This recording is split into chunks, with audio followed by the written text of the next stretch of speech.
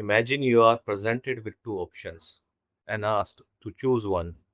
How do you decide which option to take? More importantly, who is it that makes that decision? We usually assume that there is a self, something within us that understands, evaluates, and ultimately chooses. Every important decision in life appears to rest on this self. But before asking whether choice exists, we first need to understand what this self actually is. One thing is clear: the self we identify with is not present at birth. Before a child develops a personal identity, life is already happening. The child laughs, cries, eats, responds to sounds, learns from the environment, and interacts with others. All the basic functions of being human are already taking place. Yet there is no clear sense of me or my identity. A simple answer is conditioning. Conditioning is a process through which we learn to adapt to the world around us. From the moment we are born, we observe, imitate, and gradually absorb the patterns of our environment. We learn language, behavior, values, beliefs, and ways of responding to different situations. What's important is that none of the requires an already existing self directing the process. Learning happens naturally, observation happens naturally, adaptation happens naturally. The purpose of this process is survival. To survive in any environment, an organism must first learn how that environment works. The more effectively it adapts, the greater its chances of survival.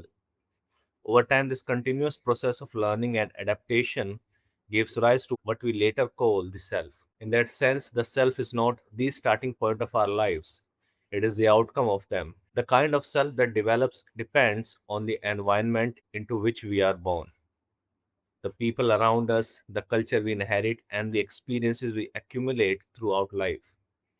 What we call our identity is therefore not something fixed or independent. It is the result of conditioning and learning. Once this self has formed, it begins influencing the decisions we make. At the same time, every decision we make reshapes the self. The two continuously redefine one another, and this is why people appear to change over time. The self is not a static entity but an evolving process. If you look closely, this entire journey appears to unfold through cause and effect. Every belief grows out of previous experiences. Every decision emerges from the person we have become. And the person we have become is itself the product of countless influences. What we call the self is not an independent entity standing outside this process. It is part of the process itself. If there is no fixed independent self making choices, then the idea of an independent chooser begins to lose its foundation.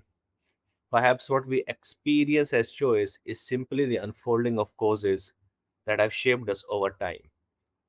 The feeling that I chose this may arise only because we identify with the self that is itself the product of conditioning. In that sense, choice is not what it appears to be, and perhaps this is why it can be said that choice is an illusion.